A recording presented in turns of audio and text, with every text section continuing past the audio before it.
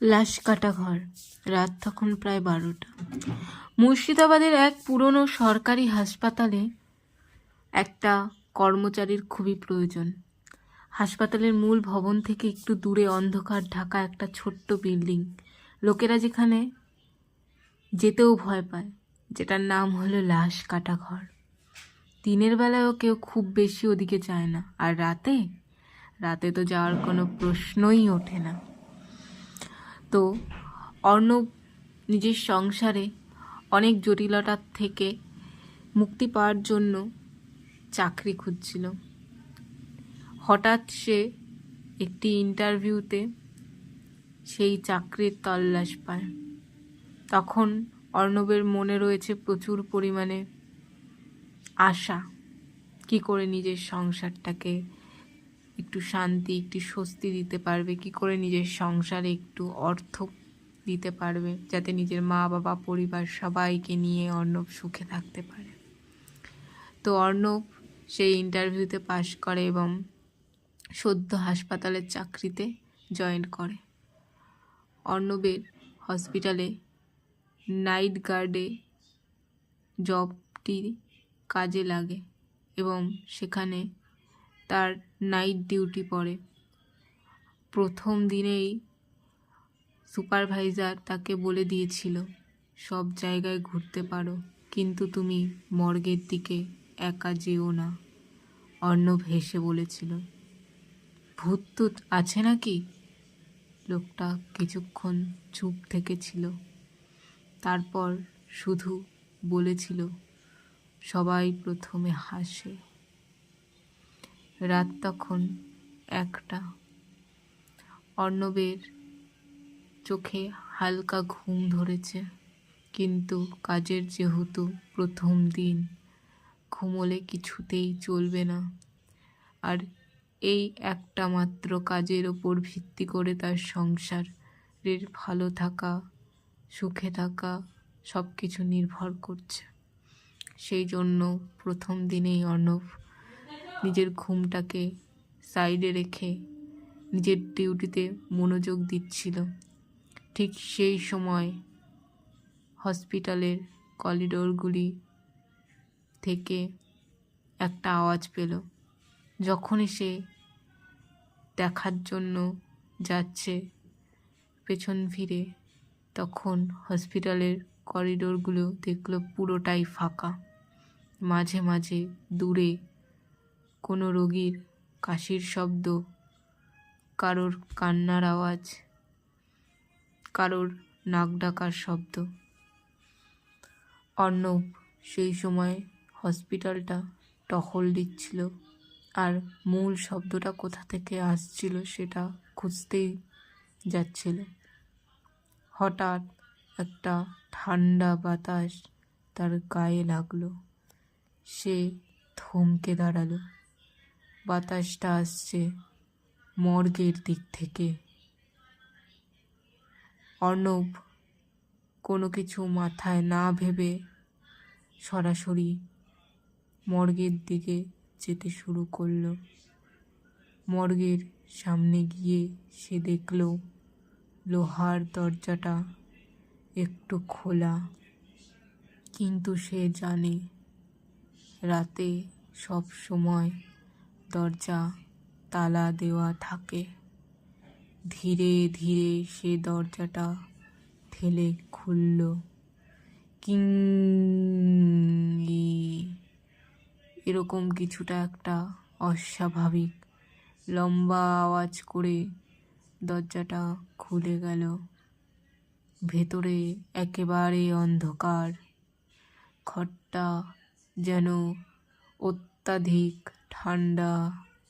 ঠান্ডাটা থাকাটাই স্বাভাবিক যদিও বা, তবুও মর্গের ভেতর ঢুকতেই অর্ণবের নিঃশ্বাস যেন থমকে গেল, কেননা ভেতরটা ছিল অস্বাভাবিক নীরবতা আর সাথে অস্বাভাবিক ঠান্ডা।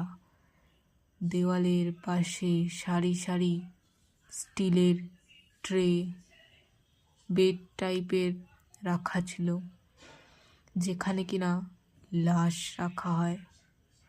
একটা টিউবলাইট ঝিমঝিম ঝিকমিক করছিল। হঠাৎ সে শুনতে পেল টক টক টক, কেউ যেন ভেতর থেকে ধীরে ধীরে আঘাত করছে। ট্রে নম্বর 13-তে সেই শব্দটা আসছে, 13 নম্বর ট্রে থেকে। অর্ণবের হাত পা কাঁপতে লাগলো। সে নিজেকে বোঝানোর চেষ্টা করলো, হয়তো এটা ইঁদুর হতে পারে। অর্ণব কিছুটা পরিষ্কারভাবে শব্দটা শোনার চেষ্টা করলো, কিন্তু অর্ণব এবার শুনতে পেল কেউ যেন বলছে, খুলে দাও। অর্ণব জমে গেল। সে স্পষ্ট শুনল এবার, আমাকে বের করো।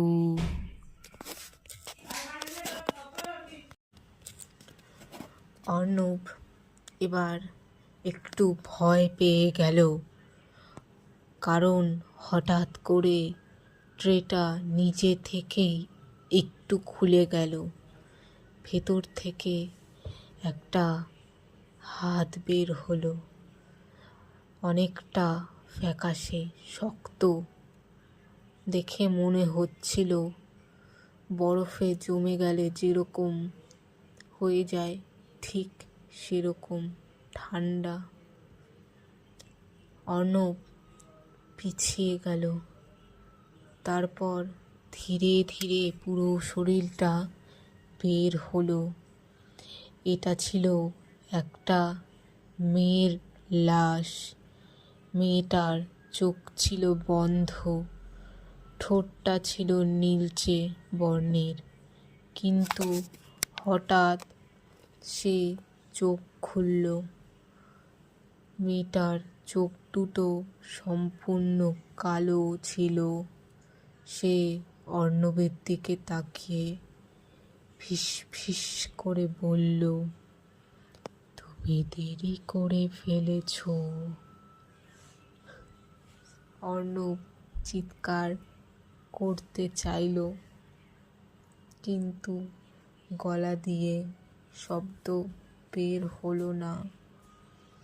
মেয়েটা ধীরে ধীরে উঠে দাঁড়ালো, তার শরীর থেকে পানি ঝরছে, যেন সদ্য নদী থেকে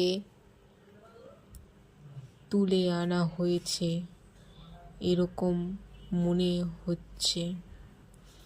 সেই মেয়েটা বলল, আমাকে কেউ মারেনি, আমাকে ফেলে রাখা হয়েছিল, আমি এখনো বেঁচে আছি।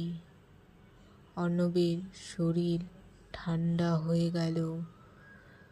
হঠাৎ অর্ণবের চোখ পড়ল মেয়েটার পেটের দিকে সেলাইয়ের দাগে।